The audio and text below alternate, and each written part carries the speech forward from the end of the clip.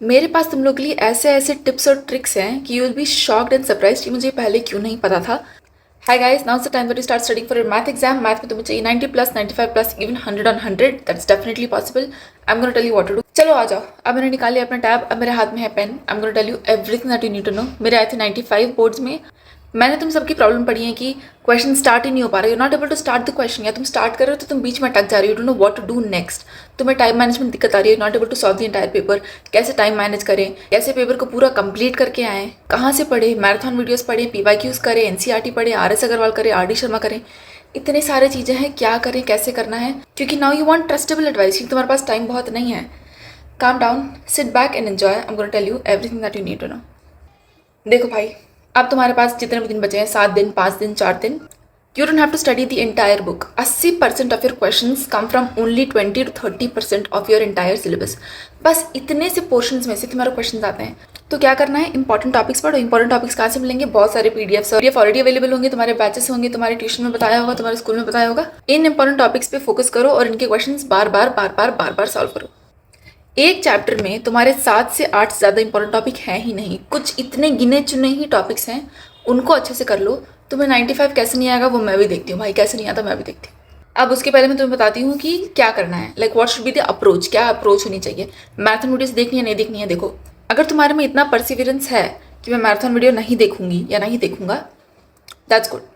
लेकिन अगर तुम चाहते हो कि तुम देखो, obviously you can see there is nothing wrong with it. तो जो मैराथन वीडियो नहीं देखना चाहता, इसमें कोई बुरी बात नहीं है भाई। जब मैंने एग्जाम दिया था तब ये मैराथन वीडियोस अवेलेबल होते भी नहीं थे, हमने खुद से पढ़ा है। तुम अपने एनसीईआरटी के क्वेश्चन सॉल्व करो और तुम पीवाईक्यूज करो।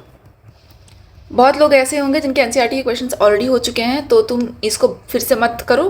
तुम क्या है, तुम अपना सारा पीवाईक्यूज पहले सॉल्व करो और साथ तुम अपना आरडी, आरएस इन पे फोकस करो। अगर तुम्हारा एनसीईआरटी पूरा कंप्लीट है तभी, वरना तुम एनसीईआरटी और पीवाईक्यू करो बस, ठीक है।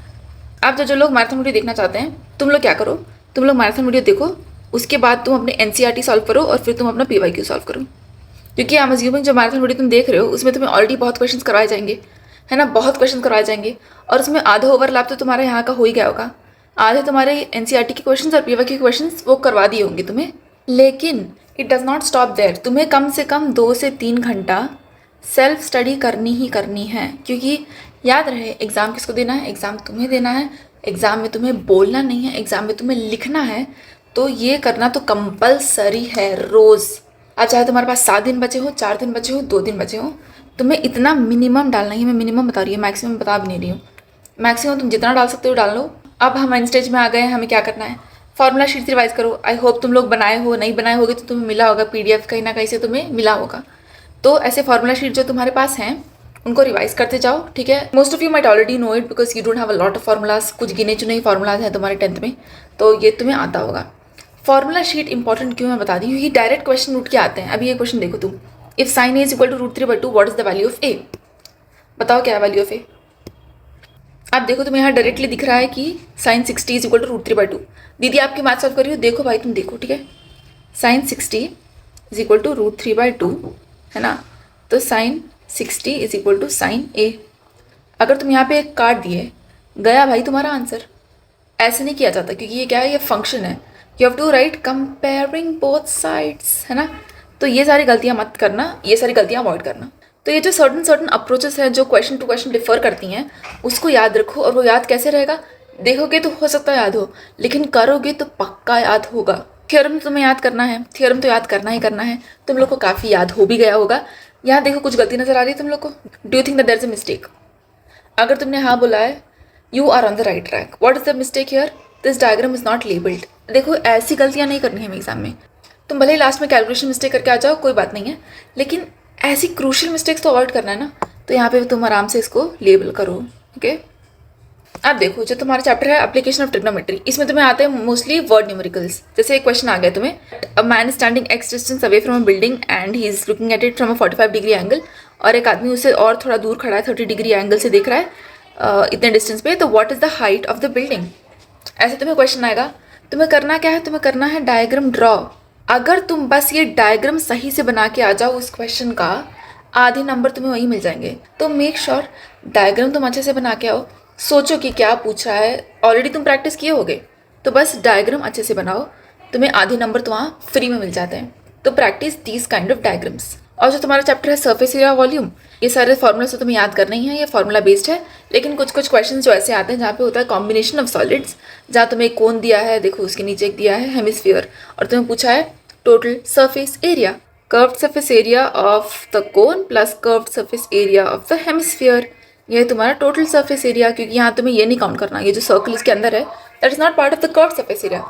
तो ये सब चीज़ें प्रैक्टिस करो और आराम से देखो तुम पढ़ाई करोगे, प्रैक्टिस करोगे, मुझे भी पता है कि तुम वो करोगे, लेकिन एग्जाम में नंबर उसी के आते हैं जो ठंडा दिमाग रखता है, ठीक है। तो बार बार इस बात को मत भूलो, प्रेशर रिलीविंग एक्सरसाइजेस करो, डीप ब्रीदिंग करो और सब कुछ अच्छा जाएगा। मैं तुम्हें कॉन्फिडेंस दे रही हूँ, your paper will go well, you will do amazing. डरो मत, चाहे मैथ हो तो क्या हुआ भाई, मैथ है तो क्या हुआ, हमें आता है, हमने किया, पढ़ाई हमने की है, 1 साल से हमने पढ़ाई की है, नंबर हमारे आएंगे। Practice makes perfect. मैथ में चाहे तुम पूरी दुनिया की वीडियोस देख लो, चाहे तुम सबसे अच्छा वीडियो देख लो, नंबर तुम्हारे तब तक नहीं आएंगे जब तक तुम पेन नहीं अपने हाथ में उठाओगे। देखो एक और मिस्टेक मैं टेल यू राइट नाउ, जैसे तुम सेल्फ स्टडी कर रहे हो और तुमने एक पेपर निकाला है और तुम क्वेश्चन सॉल्व कर रहे हो, लेकिन तुम क्वेश्चन कैसे सॉल्व कर रहे हो, मेंटली। तुम अपने दिमाग में सॉल्व करोगे, ठीक है इसके बाद ये okay I got the answer. You don't know if you got the answer until you lift a pen. अपने हाथ में एक पेन पकड़े रहो at all times and write and practise. क्योंकि क्या होता है, जब तुम राइट और प्रैक्टिस करोगे तो तुम्हें रियलाइज होगा कि तुम इस स्टेप में आके तुम अटक गए। ये जो तुम अटके हो, अब इसके आगे क्या करना है, ये तुम्हें प्रैक्टिस करनी पड़ेगी। देखो अब क्या करना है, इतने सारे रिसोर्सेज हैं, मैराथन हो गया, NCERT, RS, RD, PYQ। If I only have to recommend 2 things to you, कि बस ये 2 चीज़ आग बंद करके करो, तुम्हारे 95 प्लस आराम से आएंगे। Those 2 things are your NCERT and your PYQs। ये तुम किसी से भी पूछ लो भाई, तुम किसी से भी पूछ लो। मैं ये तुम्हें इसलिए बता रही हूँ क्योंकि मैंने यही किया था और मेरे 95 आए थे, ठीक है। तो देखो अगर बस 2 चीज़ें करनी है, दिमाग को ज़्यादा स्ट्रेस नहीं देना है कि क्या करूँ क्या करूँ क्या करूँ, listen, just do your NCERT and just do your PYQs। इन दोनों को तुम अच्छे से सॉल्व करो, सारे टाइप ऑफ क्वेश्चंस कर लो, कैसे आंसर लिखना है वो सब पढ़ लो, तुम्हारे नंबर आने हैं 90 प्लस 95 प्लस, तुम्हें आराम से आएंगे। बट कुछ कुछ ऐसे ओवर अचीविंग लोग होते हैं जिनको ना काफ़ी चीज़ें करना पसंद है, and over achieving is not a bad term. और अगर तुम खुश नहीं हो कि बस NCERT और PYQ क्यों सब करूँ मैं, तब तुम जाके अपना RS या RD कर सकते हो। अब RS और RD में क्या करना है, जो तुम्हारे पास बुक है उसी को करो। ऐसा नहीं है कि एक book is superior to the other book, both books are the same. तो अगर तुम चाहते हो करना तो तुम करो, वरना तुम बस NCERT और PYQs को कर लो। अब बात आती है टाइम मैनेजमेंट की। एग्जाम में तुम्हारे पास कितने घंटे हैं, 3 घंटे हैं। पेपर कितने मार्क्स का है, 80 नंबर का है। क्या करें, अब देखो तुम्हारे पास है 5 sections, MCQ 2 markers, 3 markers, 4 markers and 5 markers which is your case based study. और यहाँ मैंने लिखा है कि कितने नंबर का एक सेक्शन है। तो इस section A is 20 marks, section B is 10 marks, section C is 18, section D 12 और सेक्शन ई इज 20 मार्क्स। एक अप्रॉक्सीमेट टाइम दिया है कि किस सेक्शन को कितना अलॉट करना है। जैसे MCQ, एक MCQ 1 मिनट में हो जाना चाहिए, तो उसका बनता है 20 मिनट। फिर मैंने यहाँ पे 30, 30, 30 और 40 दिया है। तो यहाँ टोटल तुम्हारा बन के आ रहा है 2.5 घंटा, 2 आवर्स 30 मिनट्स तुम्हारा टोटल बन के आ रहा है। अब 10-15 मिनट तुम यहाँ वहाँ लेके चलो कि अगर तुम्हारा MCQ जल्दी सॉल्व हो गया तो तुम वो टाइम इसमें लगा दी, यहाँ लेट हो गया तो कोई बात नहीं, यहाँ तुमने कॉम्पनसेट कर लिया था। तो वो 10-15 मिनट तुम टाइम बैक लेके चलो कि यहाँ वहाँ हो सकता है। कम से कम 10 मिनट रखना है यार, कोशिश करना है कि तुम लास्ट में 10 मिनट तुम्हारे पास होता है कि तुम एक बार चेक कर पाओ। देखो लास्ट में अगर तुम्हारा नहीं भी चेक हो पा रहा कोई बात नहीं, as long as you attempted everything कोई बात नहीं, लेकिन ऑलवेज मेक श्योर कि 10 मिनट तुम्हारे पास हो। लेकिन अगर वो नहीं बच रहा तो घबराओ मत कि यार मैं छूट गया, मैंने चेक नहीं किया, कोई बात नहीं, अच्छा होगा, जो होगा सब अच्छा होगा। एग्जाम हॉल में जब जाओगे अपने आप को ऐसे सोच के जाओगे कि यार तुम मेन कैरेक्टर, तुम्हें सब आता है। अपने ब्रेन को गैस लाइट कर दो कि मुझे आता है, क्योंकि confidence is very important, not over confidence but just confidence and अ काम माइंड। तो काम माइंड एग्जाम हॉल में लेके जाओ and everything will be nice. All the best, you will do amazing. Big sister energy to all of you. Let me take away all your self doubt, all your worry, all your stress. काम से जाओ exam hall में, जितना होगा उतना लिख के आओ, सब अच्छा होगा। That's all for this video. I'll see you next time. Bye bye and all the best.